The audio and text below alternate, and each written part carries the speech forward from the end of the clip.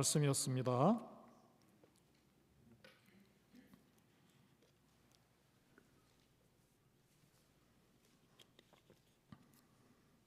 기도하고 하겠습니다. 하나님 아버지, 오늘 참 말씀에 하나님의 한의 예수 그리스도에 대해서 선포하는 두렵고 떨리는 마음으로 이 자리에 섰습니다. 하나님, 저희의 마음의 문을 열어주시고 옥토가 되어 떨어지는 하나님의 말씀이 씨앗이 맺히게, 우리 심령에 떨어지게 은혜 베풀어 주시옵소서. 부족한 주의 종을 통해서 말씀이 선포될 때 성령님 인도하시는 길만 따르게 은혜 베풀으시를 간구하옵고 예수 그리스도의 이름으로 기도합니다. 아멘. 여러분, 지난주에 하나님의 율법, 이제 구약 성경의 말씀들인데 알면 알수록 이게 다 지키기가 불가능해요. 지키고 행하면 복을 받는다, 그런 말씀이 많은데, 그리고 사실 지키고 있지 않다는 것을 말씀을 공부할수록 많이 깨닫게 됩니다. 그래서 이 바울은 이 율법, 구약 성경에 유대인들에게 주어진 이 말씀이 그러면 효용 가치가 뭐냐? 내가 죄인이란 것을 깨닫게 해주는, 내 죄를 알게 하는 것이 가장 큰 목적이다. 그로써 하나님을 찾을 수 있도록 심령을 변화시키는 목적이 있다 그랬는데요. 오늘 이제 첫 구절에 보면 이제는 이렇게 그런 상황이고, 그러면 지금은 이런 말이거든요. 근데 이게 원래 본문에 제가 보니까 그러나 이제는, 상황이 그러면은 무슨 희망이 있느냐? 걱정하지 마라. 그러나 이제는 21절에 율법 외에 하나님의 한 의가 나타났으니 이렇게 선포합니다. 여기에 새로운 하나님의 의, 하나님이 만들어하신 새로운 길이 있다는 것을 소개하는 거예요. 이것으로 우리 인류는 살아날 길이 생겨난 것입니다. 그걸 해석하는 거예요. 여러분 아멘이시죠? 율법을 하나님이 구약에서, 성경에서 그렇게 말씀을 해서 열심히 순종했는데 시키는 대로 행하려고 해도 다 행할 수가 없고, 그래서 하나라도 어기면은 천국에 못 간다고 하니 얼마나 이게 청천벽력 같은 날벼락입니까? 유대인들에게는 날벼락이에요. 그러나 이제는 이렇게 말씀을 함으로써 유대인뿐 아니라 모든 죄인이 절망에서 되살아나게 되었습니다. 율법 이외에, 모든 말씀을 다 순종해야 되는 그 무거운 짐 이외에 다른 길이 있다는 거예요. 그것도 하나님께서 직접 준비하시고 마련해 놓으신 길이 있다는 것입니다. 이걸 현대어 성경은 이렇게 번역했습니다. 그러나 이제 하나님께서는 하늘나라로 가는 다른 길을 보여주셨습니다. 이게 다른 길이라는 게 유대인들에게, 이스라엘 백성에게 주신 그 모든 레위기라든지 신명기 이런 말씀, 그 율법을 따르는 길 이외를 말하는 거예요. 이 길은 선한 사람이 된다든지 하나님의 율법을 지키려고 노력하는 그런 길이 아니라 새로운 길입니다. 이게 현대 우리말로 이야기 쉽게 풀어놓은 이 구절이에요. 그래서 하나님에게 가는 새로운 생명의 길, 교회 다니신 분들 알아요. 예수 그리스도라는 것을 압니다. 이제 오늘 자세하게 설명을 하는데, 이것을 하나님의 한의라고 표현했습니다. 그냥 하나님의 의가 아니고 한의, 정관사 덜을 붙였어요. 유일한 하나님의 의로우십니다. 유일한 거. 그래서 이걸 다른 말로 하면 율법과는 상관이 없다, 내 노력과는 상관이 없다, 하나님께서 직접 준비하신 딱 하나의 길이다. 그런데 오늘 여기 또 말씀에 율법과 그 선지자들에게 증거를 받는 것이다. 그러니까 이 말이 무슨 말이냐면, 이미 유대인들 사이에 수많은 선지자, 하나님의 말씀을 선포하고 이런 분이 많았잖아요. 성경에 이미 그 말씀을 통해서 드러난 것이란 거예요. 예고된 것이란 거예요. 그러니까 이 말이, 하나님께서는 이스라엘 백성들을 불러서, 아브라함을 불러서 율법을 주시고 하셨지만 그 전에 이미 구원의 계획을 다 가지고 길을 가지고 계셨던 거예요. 우리가 의아하잖아요. 그러면 진작에 그렇게 하시지, 왜 이스라엘 백성들을 그렇게 훈련식 이렇게 막 힘들게 하셨을까? 이런 의문도 가질 수 있죠. 여러분, 그건 한번 생각해 보고 기도해 보시기 바랍니다. 창세기 3장에 보면 이미 그때 아담 하와가 범죄하고 했을 때 뱀에게 어떻게 심판하셨어요?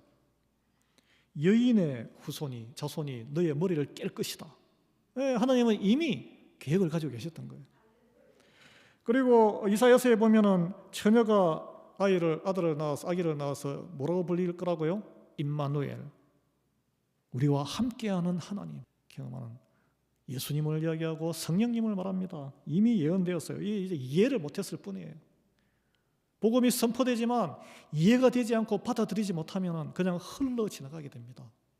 여러분, 오늘 이 선포되는 말씀이 여러분의 심령에 확 들어오고 모든 그동안 궁금했던 의혹이 확 풀리는 그런 시간 되기를 예수 그리스도의 이름으로 축원드립니다.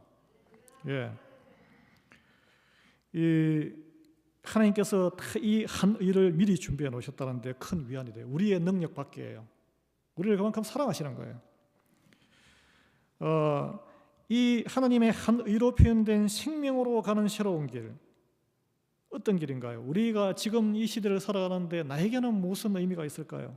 이거 알아야 됩니다. 첫 번째, 이 길은 오늘 본문 말씀을 근거로 저는 여러분과 말씀을 묵상을 나눕니다. 제 생각이나 이런 게 아니라 이 본문 22절에 보면 그것은 차별이 없는 것이다. 이 길은 차별이 없는 길이에요. 차별. 이 세상은 차별로 가득합니다. 운동하러 가려고 해도 돈을 낸 사람만 들어가요. 차별이 가득해요. 차별이 점점 없어지는 게 인류 문명화되는 거예요. 50년 전에만 해도 백인들하고 식당에서 같이 식사 못했어요. 지금도 수많은 차별이 있어요. 구별과 차별은 다르지만 차별은 사람 아래 위를 구별하는 거예요. 지금도 그래요. 부자들은 울타리 치고 부자들만 같이 살고 가난한 사람은 다운타운에 팍 패킹돼가지고 막 총기 사고 남겨서 그냥 인생 그 안에서 힘들게 살고, 다 차별이에요. 차별. 22절에 곧 예수 그리스도를 믿음으로 말미암아 모든 믿는 자에게 미치는 하나님의 의, 그 의는 차별이 없느니라, 이런 표현이 있는데 이걸 풀어봐야 됩니다. 하나님의 의로우심, 이 인간을 구원하고 생명을 주고 그 능력을 말하는 거거든요. 거기에는 차별이 없다는 거예요. 하나님 앞에 우리는 어떻게 차별이 없습니까? 죄인으로서 차별이 없고 다 평등해요. 그리고 또 무엇이 차별이 없습니까? 그걸 벗어나려면 반드시 회개의 과정을, 내 죄를 보고 회개의 과정을 거쳐야 한다는 게 차별이 없어요. 거기는 스킵하고 지나는 그런 특별한 특혜가 없습니다, 여러분. 평등해요. 누구를 막론하고 과거가 어떠하든지 예수 그리스도께 나아가기만 하면 우리는 모두 구원을 받는 것이 새로 나타난 생명의 길, 하나님의 한 의입니다. 여러분 믿으십니까? 그러나 우리는 이렇게 생각해요. 어떤 사람은 저 사람은 나보다 죄가 더 크지, 나는 저 사람보다 죄가 작아서 내가 하나님 나라에 더 쉽게 쌍수 들고 환영하며 들어가기 쉬울 거야, 이렇게 보통 생각을 해요. 오산입니다. 오산. 이건 굉장히 하나님을 모르시고 성경을 모르시고 신앙생활을 완전히 잘못한 거예요.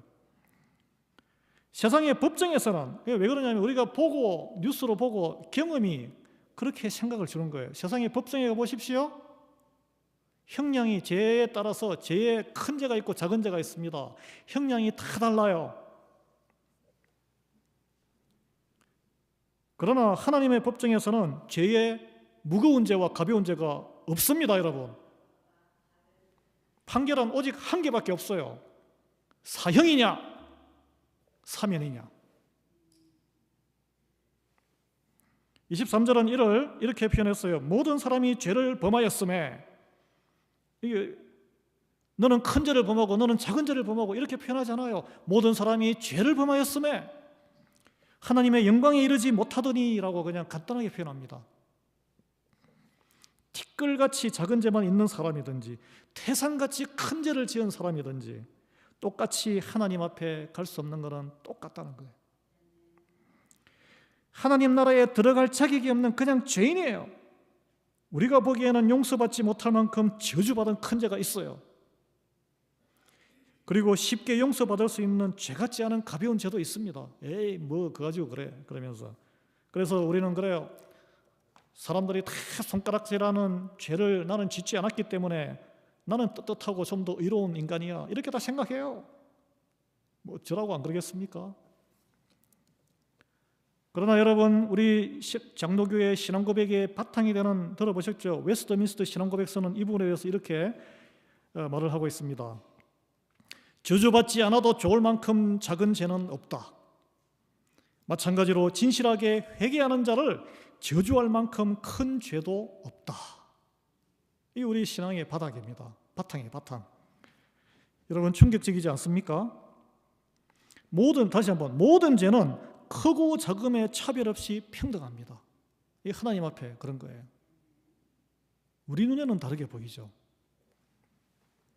따라서 우리는 하나님 앞에 죄인으로서 그냥 차별 없이 평등하다는 거예요. 그게 차별이 없다는 거예요. 죄인으로서 하나님 앞에 차별 없이 평등한 우리는 그럼 어떻게 합니까? 또 하나의 평등한 차별 없는 게 있어요. 이 새 생명에 이르는 차별 없는 길의 첫걸음은 회개란 거예요. 회개. 죄의 회개. 죄의 회개가 없이 아무리 세례를 받고 아무리 열심히 봉사해도 다 헛고생입니다.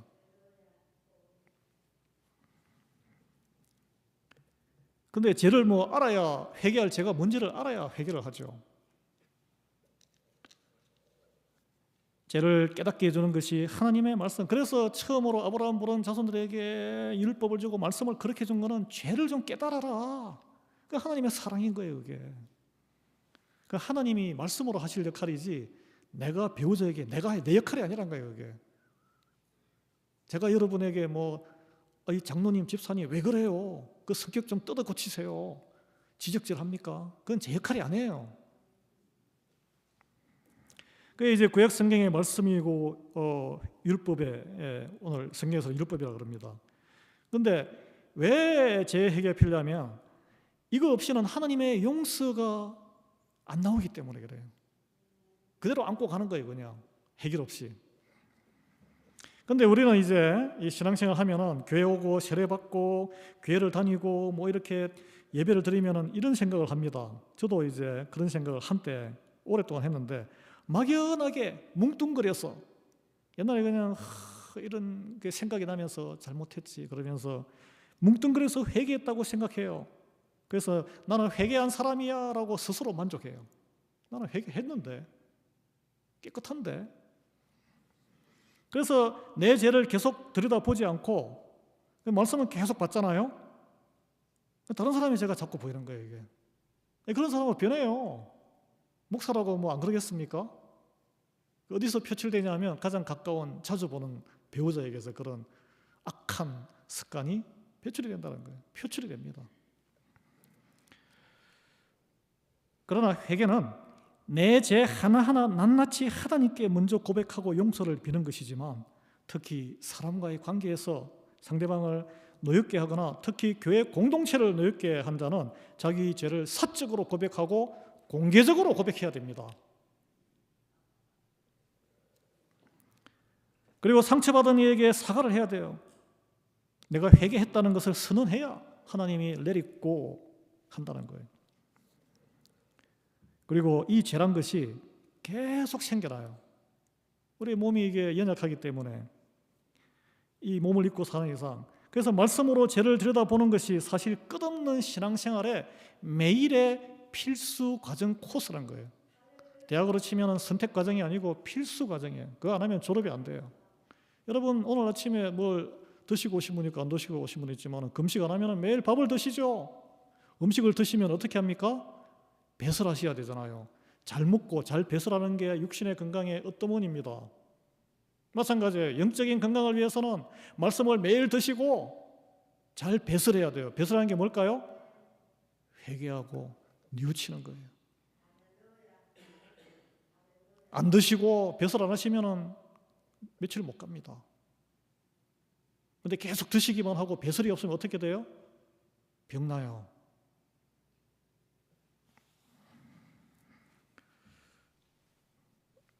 성경은 이렇게 말씀하고 있습니다. 죄를 혼자 하나님께 고백을 넘어서 상대방에게 서로 고백하는 것이 의인의 기도다. 야고보서 5장 15절 16절에 같이 한번 읽겠습니다. 믿음의 기도는 병든 자를 구원하리니 주께서 그를 일으키시리라. 혹시 죄를 범하였을지라도 사심을 받으리라. 그러므로 너희 죄를 서로 고백하며 병이 낫기를 위하여 서로 기도하라. 의인의 간구는 역사하는 힘이 큼이니라. 아멘.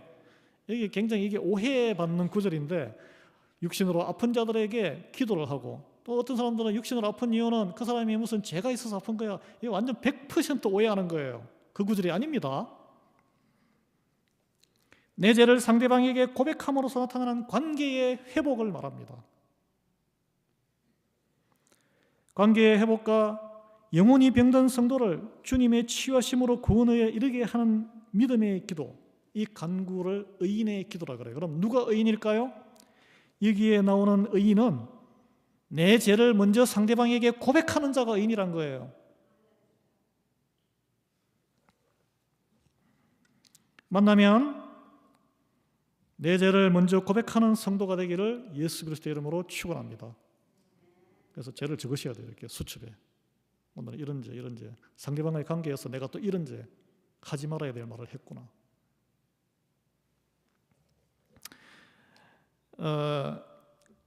성경은 이렇게 말씀하고 있습니다. 자기 죄를 들여다보고 자기 죄를 남에게 고백하며 회개함으로써 하나님 앞에 나오는 자, 그때서야 이제 그리스도 예수 안에 있는 자가 되어 결코 정죄함이 없게 되니라. 로마서 8장 1절 말씀이에요. 하나님의 은혜를 잊게 됩니다. 이 말씀을 읽고 들을 때마다 내 죄가 들여다보이고 나아가서 회개하고 고백하는 하나님의 은혜가 우리 모두에게 임하기를 예수 그리스도 이름으로 축원합니다. 그러면 관계가 회복이 돼요. 예. 이게 이제 죄 회개와 고백이 하나님의 의, 차별 없는 그 길로 가는 개인적인 차원이었다면, 공동체 차원에서는 무엇을 말하고 적용할 수 있을까요? 우리가 다 관계 속에 살잖아요. 가정이라든지 교회라든지. 그리스도의 몸된 교회, 무엇보다 누구든지 올 수 있어야 한다는 거예요. 누구든지. 왜 차별이 없는 거잖아. 누구든지 올 수, 저 사람 왜 우리 교회 오지? 이러면 안 된다는 거예요. 그리고 누구든지 말씀을 통해서 자기 죄를 들여다보고 나눌 수 있도록 편안해야 된다는 거예요. 어떤 사람이 내가 이런 걸 깨달아, 내가 이런 안 좋은 습관이 있는데 기도 좀 해줘 하는데, 아이고 저 인간이 이렇게 수근수근 해버리면 곤란하다는 거예요. 그리고 누구든지 하나님의 사역에 활동할 수 있도록, 섬길 수 있도록 문턱이 낮아야 된다는 거예요. 저 사람 재능 없어. 제대로 맛이 없어. 오지 마라 그래. 이 교회는 세상처럼 비즈니스로 경쟁하는 곳이 아닙니다, 여러분. 마음을 가지고 헌신하는 거예요. 맛이 없어도 드시고, 좀 누가 실수해도 덮어주고, 그 섬기는 마음을 고맙게 여겨야 되는 거예요. 격려하셔야 되는 거예요. 네. 그 일의 완전성의 엑셀런시라는 것이, 탁월함이라는 것이, 세상에서는 결과의 그 경쟁에서 1등 제품이 탁월이지만, 여기는 교회는 하나님은 그 외모로 보지 않으시고 마음의 중심을 보신다 그랬잖아요. 사람마다 다 실력이 다릅니다. 마음으로 헌신해서 나오는 결과가 A, B, C 등급 중에 D 등급이라도 하나님은 기뻐히 받으시는 거예요. 그래서 가부의 그 두랩돈, 요즘으로 치면 25센트를 기쁘게 받으시는 거예요.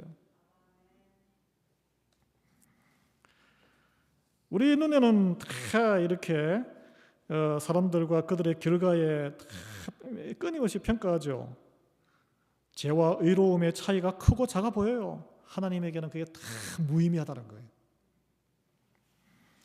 이런 차별의 눈으로 교우들을 바라보는 것이 하나님이 싫어하시는 죄 중의 죄임을 믿고 인정하십니까, 여러분? 예, 우리가 깨달아야 돼요. 두 번째, 새 생명의 길, 그 길에 들어가는 문은 딱 하나입니다, 여러분. 예수 그리스도뿐이에요. 하나님의 율법을 열심히 지켜서 갈 수 있는 길은 이미 불가능하다고 답이 나왔습니다. 그렇다면 불교에서, 이슬람에서, 다른 세상의 많은 종교에서 말하듯이 열심히 선을 쌓아서 돈을 열심히 벌어서 100개를 지어서, 아니면 이렇게 돈을 많이 주고 내가 권리금을 사서 좀 쇼컷으로, 아니면 입산수도해서 1,000일 기도를 해서, 옛날에 조선시대에 그랬다고 그러더라고요. 사람을 사서 내 대신 가서 곤장을 맞아라.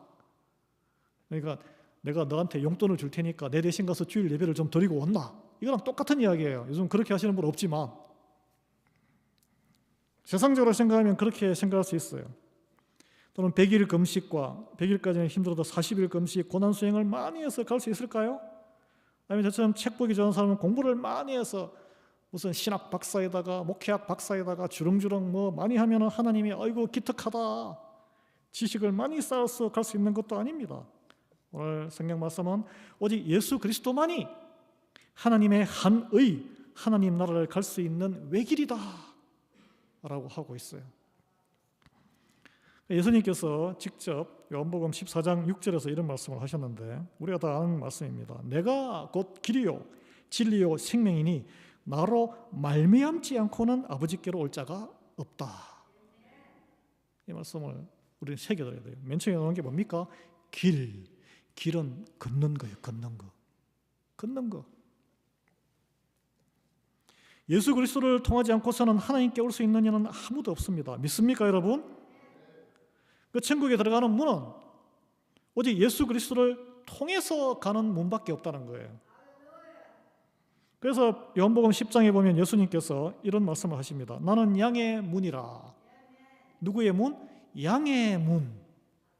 내가 문이니 누구든지 나로 말미암아 들어가면 구원을 받고 또 들어가며 나오는 꼴을 얻으리라. 양이 꼴을 먹어야 살죠. 문을 통하여 우리에 들어가지 아니하고 다른 데로 넘어가는 자는 절도며 강도라. 이 문에는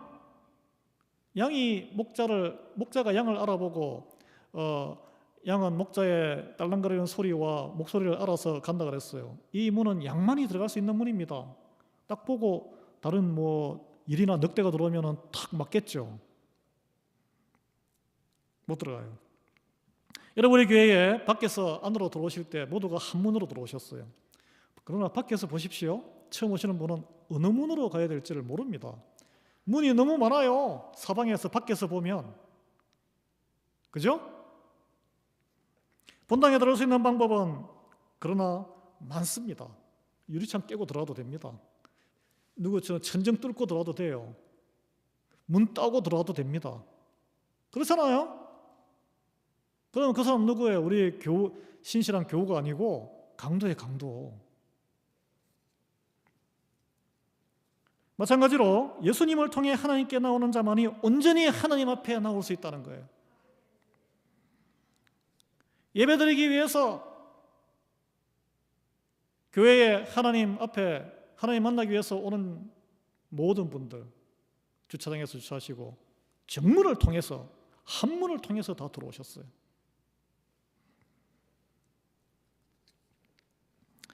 예수님만이 하나님께서 태초 이전부터 준비해 놓으신 어린 양이기 때문에 그렇습니다. 어린 양. 이 하나님의 의, 한자로 제가 의는 의로울 의자인데 그게 양과 양 밑에 있는 나를 뜻해요. 양 밑에 있는 나. 천국으로 갈 수 있는 길은 우리가 어린 양 대신 예수님 밑에, 보혈 밑에 있어야 한다는 거예요. 여러분, 이게 한자가 좀 특이한 한자가 많은데 이스라엘 백성들이 이집트를 이렇게 하나님이 구원해서 노예에서 탈출할 때 마지막 10번째 심판 중에 재앙 중에 마지막이 뭡니까? 태어난 동물과 사람들의 모든 처대를 다 죽이는 거였잖아요. 생명을 앗아가는 겁니다. 그래서 하나님에게 이 어린 양의 피를 문설주에 문방에 이렇게 바른 그 순종하고 믿은, 그게 무슨 효과 있겠어? 그러지 아니하고 믿은 이스라엘 백성들만 그 죽음의 재앙을 피할 수 있었어요. 그래서 패스오버, 죽음의 심판이 지나서 갔다. 그게 유월절이라는 한자어로 번역이 된 거예요. 여러분, 어린 양의 죽음에서 흘린 피는 예수 그리스도의 십자가의 거룩한 피, 보혈, 피라고 해요. 오직 예수 그리스도의 십자가 보혈을 통해서만 우리는 하나님의 사망 선고에서 사면을 받을 수 있는 거예요. 세례 요한은 예수님을 보시고 요한복음 1장 29절에 정확하게 영적으로 굉장히 깨어있기 때문에 정확하게 선포합니다. 보라, 세상 죄를 지고 가는 하나님의 어린 양이로다. 오늘 본문 24절은 이렇게 그리스도 예수 안에 있는 속량으로 말미암아 하나님의 은혜로 값없이 의롭다 하심을 얻은 자 되었느니라. 바로 저와 여러분이에요. 속량이 뭡니까? 빚을 대신 다 갚아줬다는 거예요. 내가 갚을 수 없는 빚, 죄의 빚을 사망 선고를 다 면할 정도로 누가 그걸 갚을 수 있습니까? 하나님 안 받으세요. 돈도 안 받으시고 안 받으신다니까. 본인만이 할 수 있는 거예요. 본인만이. 채권자만이 빚을 탕감할 수 있는 거예요. 하나님이 준비하신 새로운 생명의 길은 오직 예수 그리스도를 통해서만 뚫려 있습니다. 왜냐하면 제가 금방 말씀 예수님께서 바로 하나님이시기 때문에 가능한 일이에요. 여러분 교회 다니시면서도 예수 그리스도 그 청년이 무슨 하나님이야 이런 분도 계시는데 잘못된 믿음이에요. 인간이 해결할 수 없는 죄의 문제와 사탄의 근세는 오직 하나님이 해결하실 수 있습니다. 인생의 죄 문제, 사망과 그 후에 생명이 있는지 어떤 세계가 있는지 의문을 품고 있는 이들 있을 수 아직 해결이 안 되신 분 있어요. 예수 그리스도를 깊이 묵상하시고 예수 그리스도를 만나시고 예수님을 구주로 영접하는 하나님의 특별한 인생 최고의 은혜를 받으시기를 이 자리에서 선포하고 축원합니다. 아멘으로 하다 가십시오.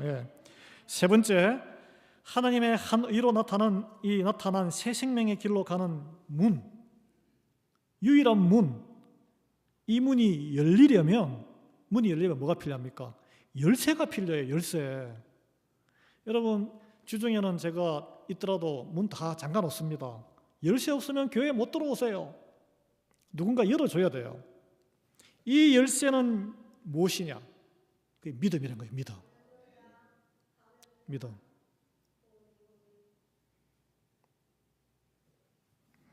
예수 그리스도만이 하나님께 통하는 유일한 길이요 양떼인 우리가 들어갈 수 있는 구원의 문이라는 것을 알고 인정을 해도 문이 닫혀 있으면 못 들어가요.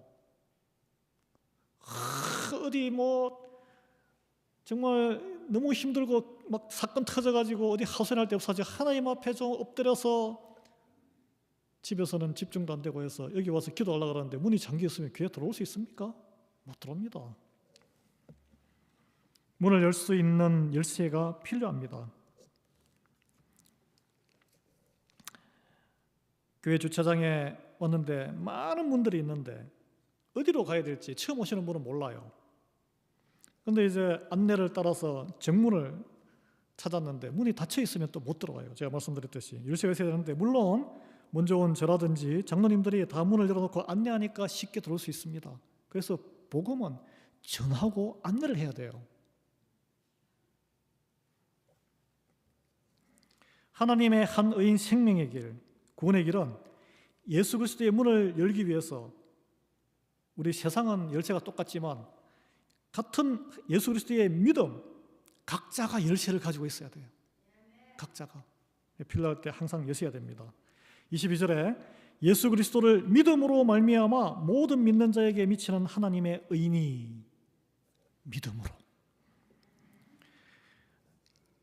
우리가 아무리 크고 작은 죄 범하고 하나님의 영광에 멀리 있다고 할지라도 예수 그리스도를 믿기만 하면 하나님께서 우리에게 죄가 없다고 선고해 주시는 것입니다.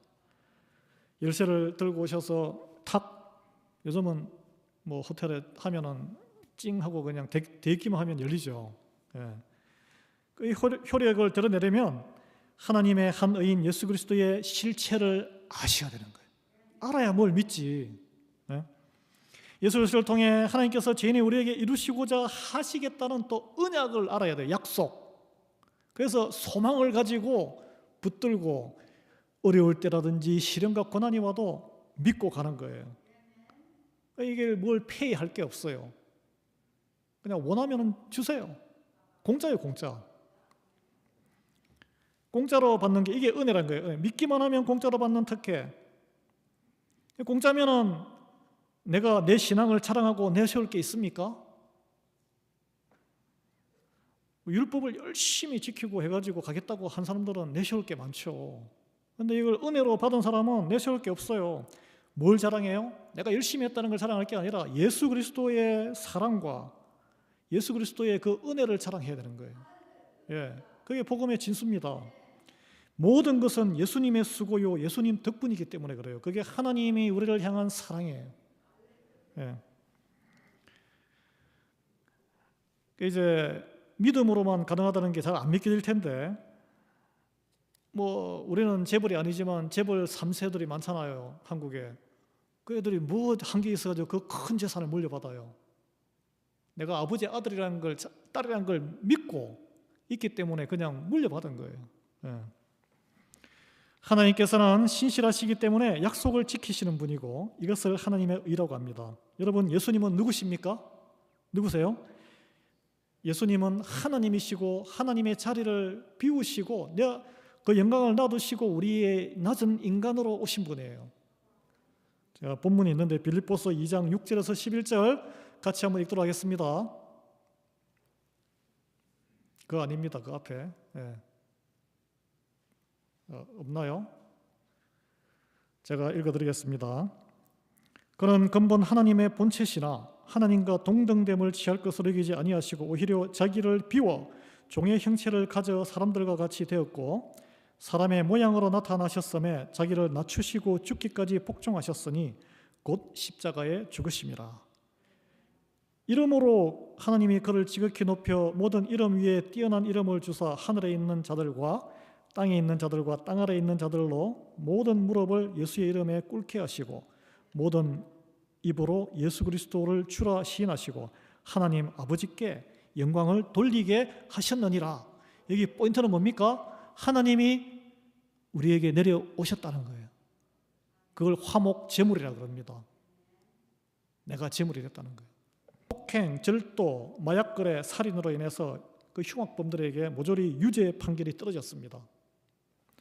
피고석의 죄인들은 이제야 사태를 파악하고 어떤 이는 뭐 몇 년 사형, 울면서 자기 잘못을 인정하고 진정 뉘우쳤어요. 이때 판사가 재판정에서 이런 연설을 했습니다. 이제 당신이 저지른 모든 죄를 내가 판사의 권한으로 사면해 주겠습니다.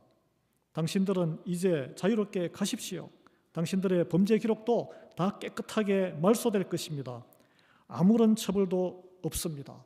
이 사형 선고를 받은 사람을 그냥 사면해 버린 거예요. 그러니까 재판장의 방청석들이 피해자들 가족들이 격분했어요. 술렁거렸어요. 정의가 어디에 있습니까? 판사님이 이럴 수 있습니까? 소리를 질렀어요. 그때 판사가 딱 내려가서 죄인들 곁에 서서 이렇게 말했어요. 내가 당신에게 사형을 선고했습니다. 그러나 나는 당신을 사랑합니다. 그래서 내가 당신 대신에 기꺼이 죽겠습니다. 당신을 살리려고 내가 죽겠습니다. 여러분, 하나님 나라 말씀을 맺겠습니다. 구원의 길 영생에 가게 하는 하나님의 한 의의 열쇠는 화목 제물로 오신 예수 그리스도를 오직 믿음으로 영접하는 것입니다. 우리에게 필요한 것은 믿음밖에 없는 거예요. 오늘 본문 25, 26절의 말씀입니다. 이 예수를 하나님이 그의 피로써 믿음으로 말미암는 화목 제물로 세우셨으니 이는 하나님께서 길이 참으시는 중에 전에 지은 죄를 간과하심으로 자기의 의로우심을 나타내려 하심이니 곧 이때에 자기의 의로우심을 나타내셔서 자기도 의로우시고 하나님도 의로우시고 또 한 예수 믿는 자를 우리를 의롭다 하심이라. 예수 그리스도를 보내셔서 하나님이 직접 오셔서 하나님께서 죽을 그 사형 선고를 본인이 받으심으로 인해서 우리가 받을 벌을 진노를 거두어 두셨다는 거예요. 그걸 믿는 게 복음이에요. 딴 게 복음이 아닙니다. 예.